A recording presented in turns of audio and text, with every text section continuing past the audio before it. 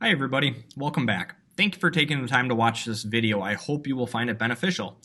Today, we will be talking about standard P6B, rational expressions. Our objective today is that we're going to be able to add and subtract rational expressions, and that's what will be new from our previous work with rational expressions. Previously, we were talking about simplifying, multiplying, and dividing. Now we are going to switch into adding and subtracting. Before we do, though, let's remind ourselves of how to divide rational expressions. Now, this is a unique situation right off the bat. And the reason for that is because it doesn't appear that we have rational expressions at all. Now, in order to divide, we're really good at dividing when we have two things that are fractions, but in this situation, one of them is not a fraction. So the way you're going to approach that situation is you're actually going to come over here and we're going to turn this into a fraction to start. Now, as soon as we have fraction over here and fraction over here, our first step needs to be to factor if possible. Now, when we come over here to factor, this guy is going to be our troublemaker for the day. And the way you want to go about trying to factor this is to come over here, and this has to be an X box problem.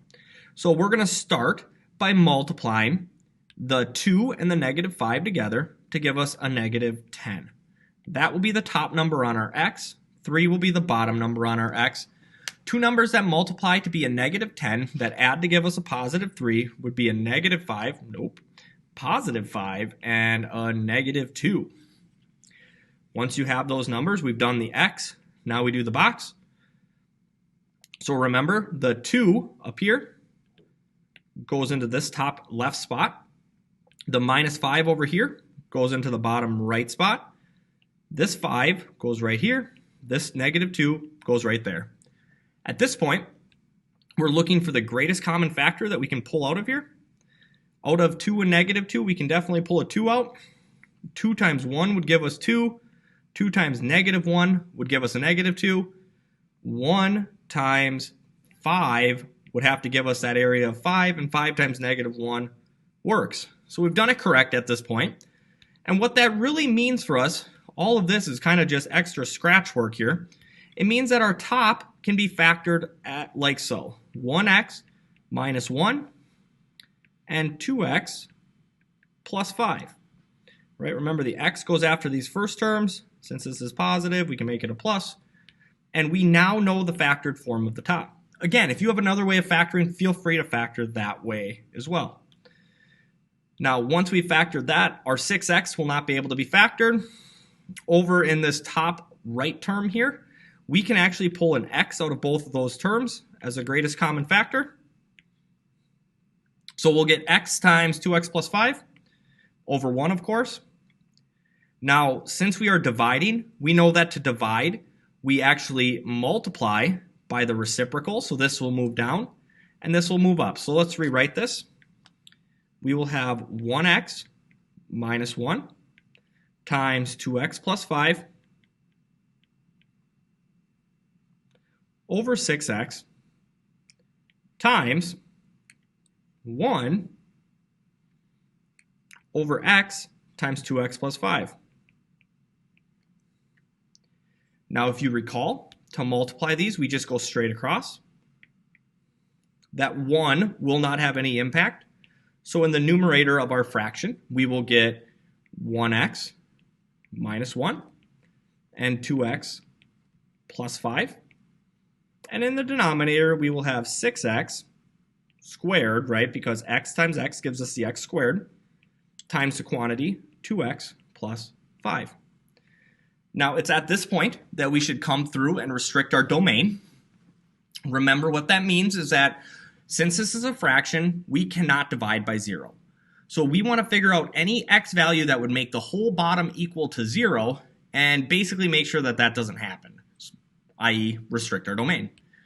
So since these are being multiplied together, right, 6 times x squared times 2x plus 5. We have three numbers being multiplied together, and we want to know when would that whole bottom be equal to 0. Well, the only way that will happen is when these terms are equal to 0.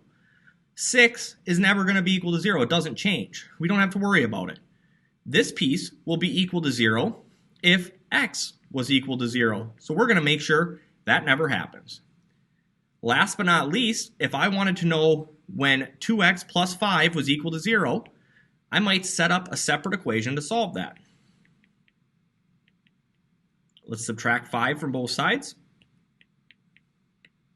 I'll get 2x is equal to a negative 5. Divide by 2, divide by 2. X is equal to a negative 5 halves. So we're going to make sure that doesn't happen. So, since we now know the two spots where our denominator would be 0, we're going to sit there and restrict our domain. And we're going to say in our final answer, x cannot equal a negative 5 halves and cannot equal 0. To get our final answer, or our simplified form, we cross out any like terms, which we have right there, and we would be left with a 1x minus 1 over 6x squared. And we're done. Great. Now let's talk about how we add and subtract. So with fractions, right, that's what these rational expressions really are, is they're fractions. Whenever you have two fractions that you are adding together, it's really easy to do if you have what we call a common denominator, which means the denominator in both fractions, the bottom, is the exact same.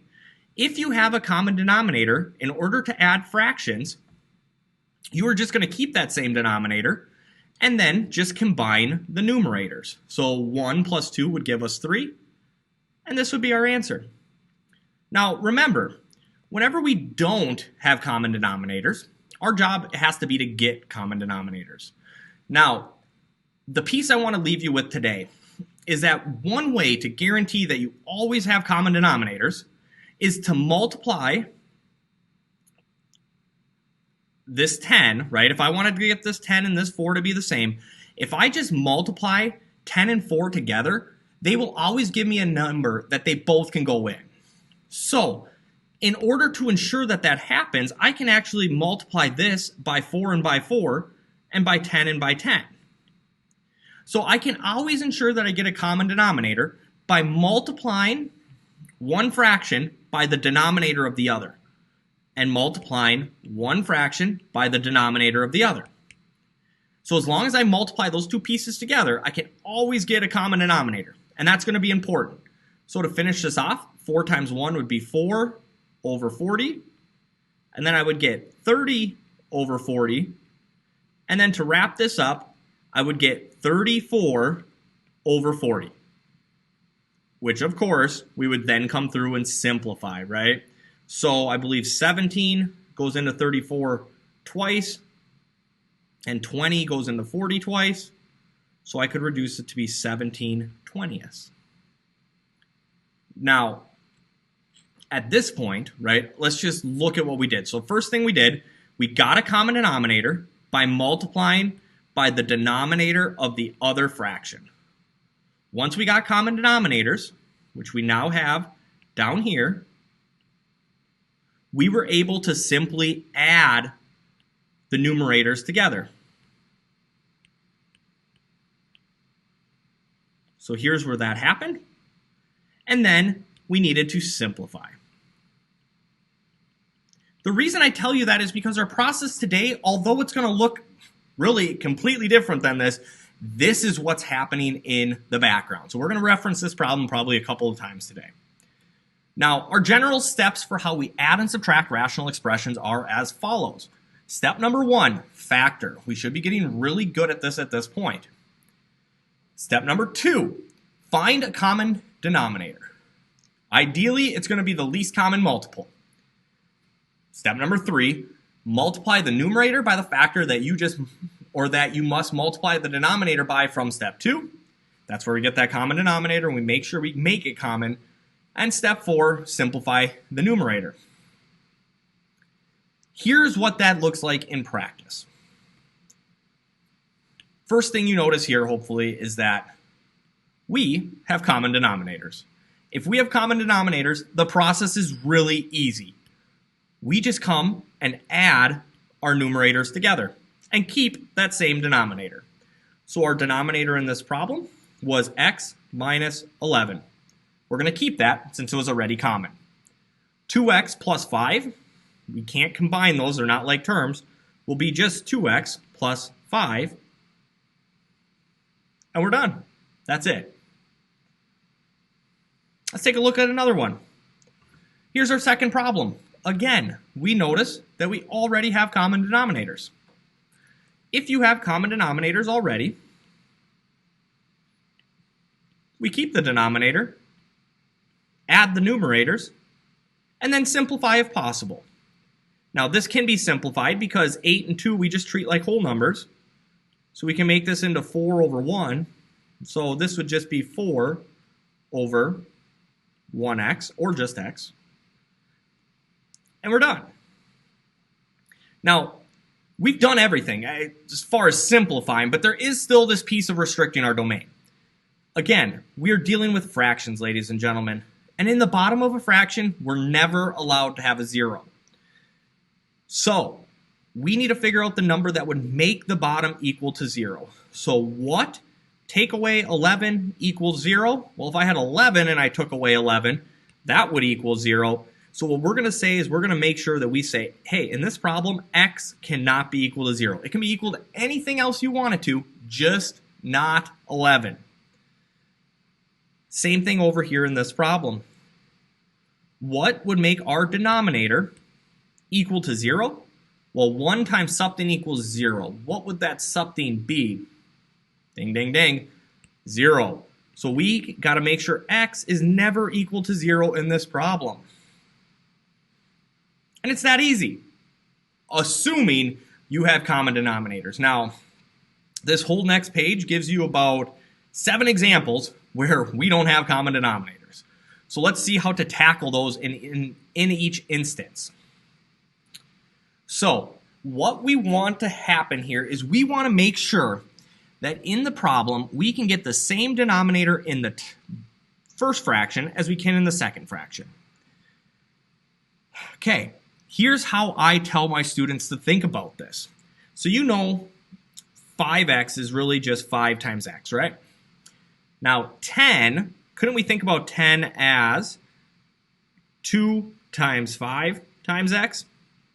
And if we're thinking about that, just thinking about it from that mindset, well, then it looks like the only thing that this denominator is missing that the other one had is a 2. Because it already had the 5 and it already had the x. Just like this, 5 and x were already there. That was done already. The only part it was missing was the 2. So what we're going to do is we're going to give this one the 2 by multiplying the top and the bottom by 2. Now, when we do that, 2 times 2 is going to give us 4. 2 times 5x gives us 10x. 3 over 10x didn't have to change because it had all the pieces it needed. So now I got common denominators. Great. As soon as you get common denominators, remember, the denominator is just going to stay the same in the problem the rest of the way. 4 take away 3 just leaves us with 1. So this would be our final answer after we restrict our domain. So think to yourself, if 10x, what makes 10x equal to 0? Well, if I solve that for x, that would happen whenever x is equal to 0 because 10 times 0 equals 0. So we're going to make sure we say x cannot equal 0. Here's another problem for us to consider. Now, this process, FYI, that we just did, of how we broke those numbers down like that, works really, really well if I have expressions that are already being multiplied together. So that's going to be the only one we'll see quite like that. And that's probably accurate because the majority of problems we'll see like this have quantities like this at the bottom because we're always ending up with these factored forms. Now, this is what you need to know about this one. This is a quantity. This will never change. We're going to keep that in there. This is also a quantity. Now, we have 2 quantities. They both have an x. One's a plus, one's a minus, one's a 4, one's a 5. We're not going to be able to change those pieces. So the only way we're going to be able to get a common denominator here is if we multiply by the denominator of the other one. Think about it like this. If I had 4 over 3 and I wanted to add that to 6 over 5. I could get a common denominator by multiplying this by 5 and by 5, and by 3 and by 3. Same process here. If I want a common denominator, I can take whatever the denominator is here and multiply it by this side and there. Multiply numerator and denominator. And similarly, to get a common denominator, I'm going to take whatever's over here and we're going to multiply it to the numerator and to the denominator. Now, at that point, we will have ensured that we have a common denominator because this is, of course, going to be the same as this. So, my new denominator here, well, let's break it down into steps. So, if I come up here and do this multiplication, right, the 2 needs to go to both of this. So, this would be 2x minus 10 over x minus 5, x plus 4. Now, I'm purposely not distributing out the bottom. Distributing out the bottom just introduces more work and more areas for our problem to go wrong. So we're going to get in the habit of never doing that. Now, on the other side, again, I'm going to have an x minus 5 times an x plus 4 on the bottom in the denominator. And my top is going to be 5x times 20. The bottoms, we don't distribute it out, but the top we do. And we'll kind of see why here in a moment. Now, as soon as we have common denominators, which we do, then we are going to combine these into one fraction by keeping that common denominator on the bottom and adding or subtracting our tops together. Now, we're going to do this like terms. So if I have 2x take away 5x, that would leave me with a negative 3x. And if I have a negative 10 take away a positive 20, I would be left with a negative 30. Now, the last part of this problem, officially we're kind of close to being done here. We've combined those together like we were asked. We obviously still need to restrict our domain, but we should, in fact, still factor that top. So looking at the top, if I were to pull out a negative 3 out of both of those expressions, I would be left with an x plus 10 in my numerator.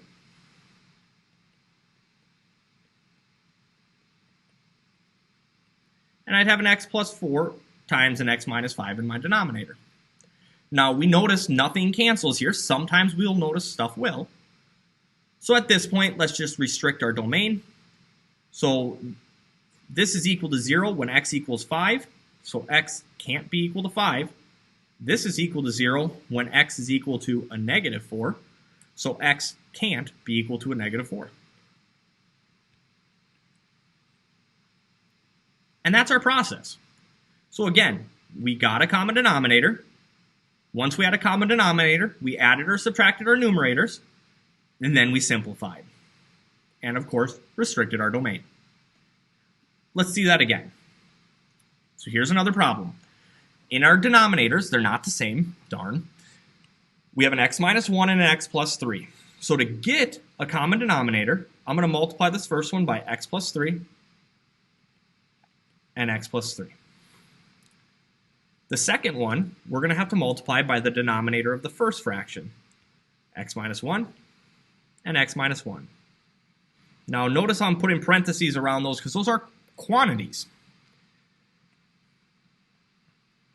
Okay, so one thing I think we can agree on at this point is that x plus 3 times x minus 1 is the same as x plus 3 times x minus 1.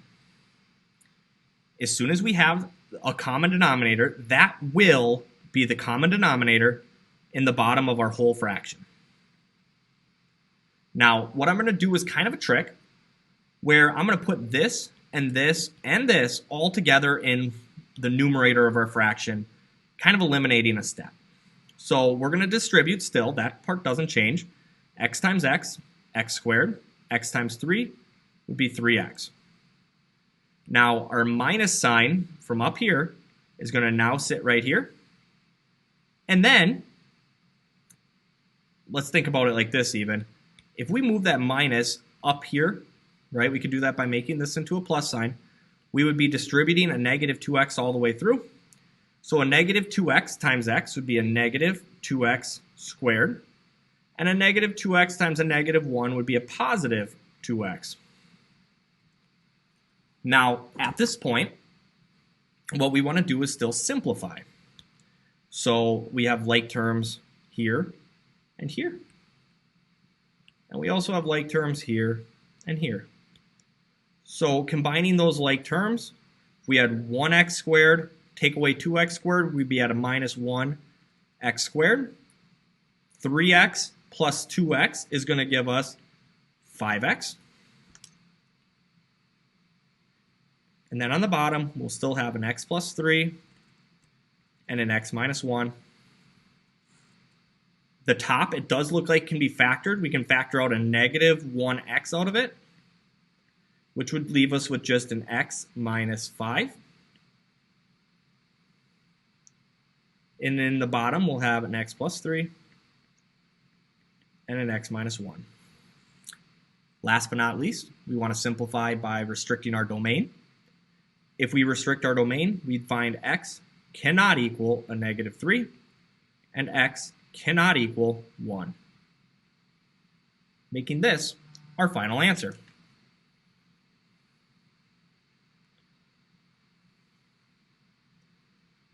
Looking at our next problem, we have 7 over x plus 2 minus 4 over 3x plus 6. Now, one thing I notice about the second fraction is that the denominator is not factored at this point. So let's go ahead and factor it. Factoring it, if I pull a 3 out of both terms, I would get an x plus 2. Now, if you notice something, this actually most relates to this problem up here. If we look at this problem, what we essentially did is we broke down each of our denominators to find the piece they were missing. The same thing happens on a problem like this. Once we factored it, we found that this is really 3 times x plus 2. This one already had an x plus 2, so they both already have that in common. And what it turns out is that this first one is really only missing the 3. So that's the only piece we need to multiply it by. 3 times 7 gives us 21.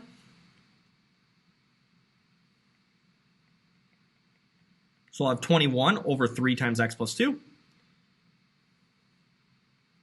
Minus 4 over 3 times x plus 2. We already have common denominators, so we can put those together. That will be our denominator in our final fraction. 21 take away 4 is just 17. Now, we can't cancel anything, we can't simplify it more, but we can restrict our domain. What would make this equal to 0? That would happen, well, if x was equal to a negative 2. So we're going to make sure that that never happens. X can equal negative 2, and we're done. Right, so instead of multiplying the whole thing by the whole thing, we can actually make our lives a little easier sometimes by only multiplying by the part it's missing. Let's see what that looks like in a problem like this. Now, if you notice in the second fraction, our denominator has not been factored, so we do want to factor that. Two numbers that multiply to be 12 that add to give us 7 would mean this is a y plus 3 and a y plus 4. So that is the denominator of our second fraction. If you notice, the first fraction has a y plus 3 and this one has a y plus 3, so we don't need to worry about that piece. The piece we do need to worry about is this y plus 4. The second one has it, the first one doesn't. So we're going to give the first one a y plus 4 to the numerator and to the denominator to ensure that they have a common denominator at the end of the day.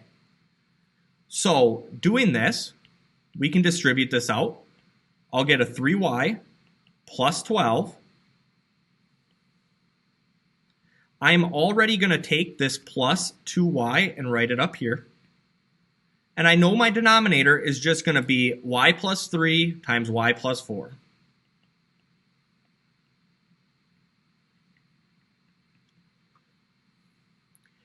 Looking at my numerator, these two can be combined. 3y plus 2y is just 5y. So I will have 5y plus 12 over y plus 3 times y plus 4. Now, my numerator can't be canceled, or it can't be simplified. We can't factor it, so there's nothing that will cancel. And then our denominator just needs to be restricted. So we know that y cannot be equal to a negative 3. And we also know that y cannot be equal to a negative 4.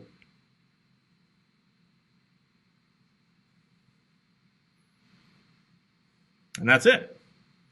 Let's take a look at another problem. Again, factor first is our start to all of these problems. X squared plus 6x plus 9 would factor into an x plus 3 times an x plus 3.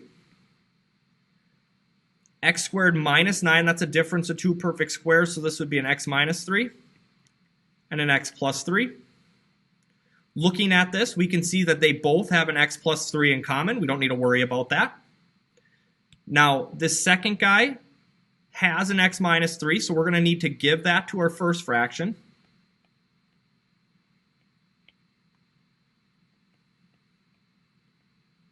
And this first guy has an extra x plus 3 that we will need to give to our second fraction. We give them the piece they are missing from the other one. So, looking at this, let's just write this out for a second. I'm going to have an x minus 3 times an x plus 5 up top. That's a quantity right there. So we put the parentheses. And then on the bottom, I'm going to get an x minus 3, an x plus 3, and an x plus 3. On my other fraction, I would get an x times an x plus 3. And on the bottom, I would get x minus 3, x plus 3, and x plus 3.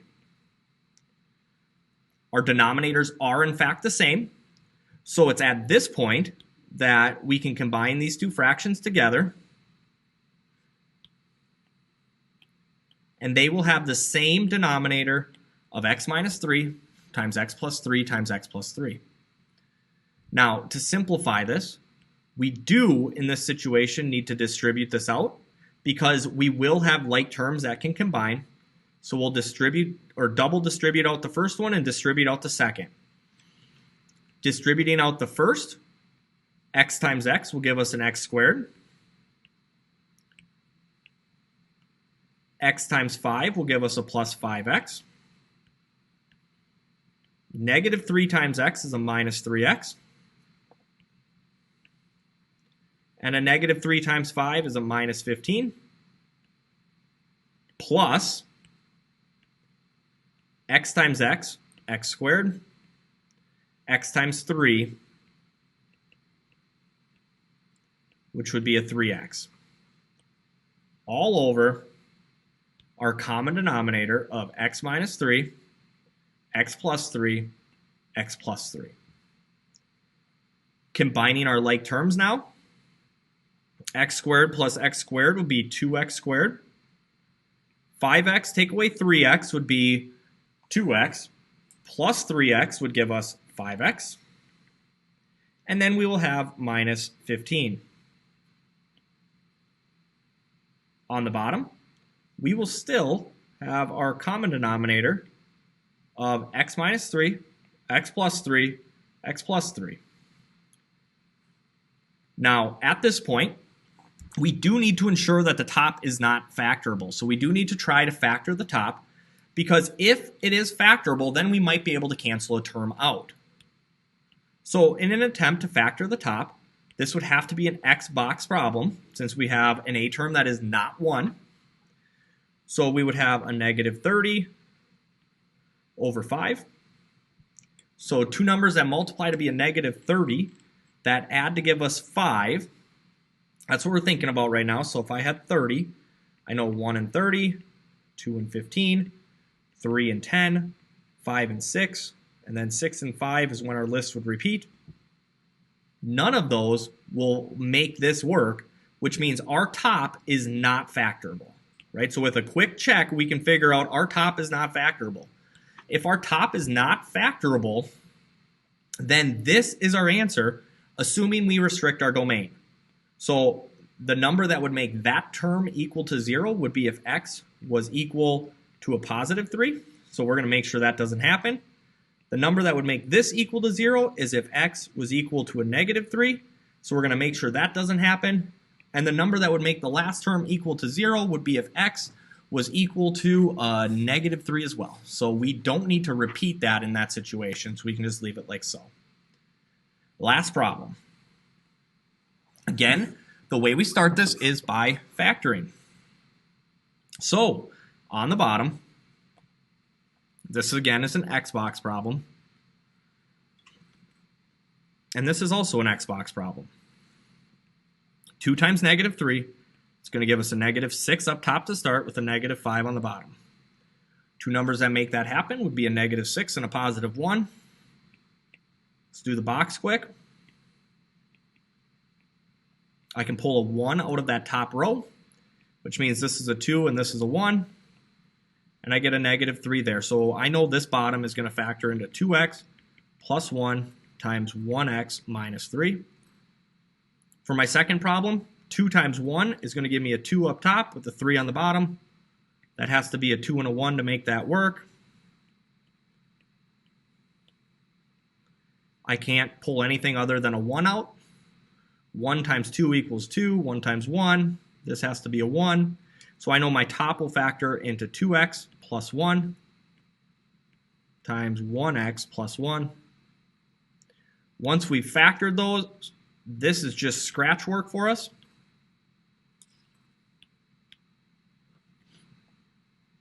Now looking at our denominators, we can see that this 2x plus 1 term shows up in both, so we don't need to worry about it. This first fraction is missing the 1x plus 1, so we are going to multiply the top by 1x plus 1 and the bottom by 1x plus 1. Now it will have that piece. The second fraction is missing the 1x minus 3, so we are going to multiply by 1x minus 3 and 1x minus 3. Doing that, we know we're going to keep our common denominator of 2x plus 1 times 1x minus 3. In my numerator, I'm going to get, sorry about that, we were working on 6b. In my numerator, I'm going to get x times x, which is x squared, plus x, minus, this again is a quantity, right? The minus goes to both, 1x minus 3. Distributing that negative all the way through, we'll get a minus 1x plus 3.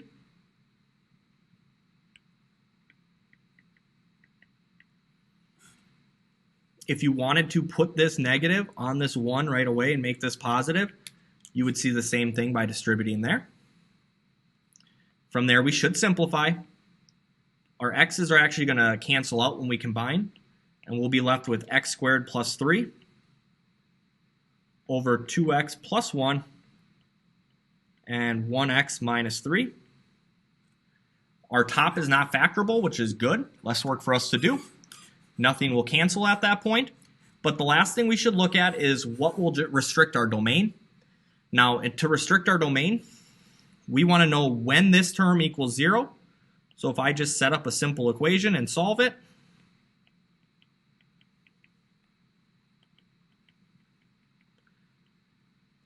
that first term is equal to 0 when x is equal to a negative 1/2. So x cannot be equal to a negative 1/2. For our second term, 1x minus 3 equals 0. Move 3 over to the other side using addition. We find out x is equal to 3. So x cannot equal 3. And that's it. Now, ladies and gentlemen, I am not lying when I say this is long and this is a difficult process. Make sure you're going through and you're understanding those key steps and why we are multiplying by what in each expression to get a common denominator. Once you have a common denominator, I'm confident you can handle this process.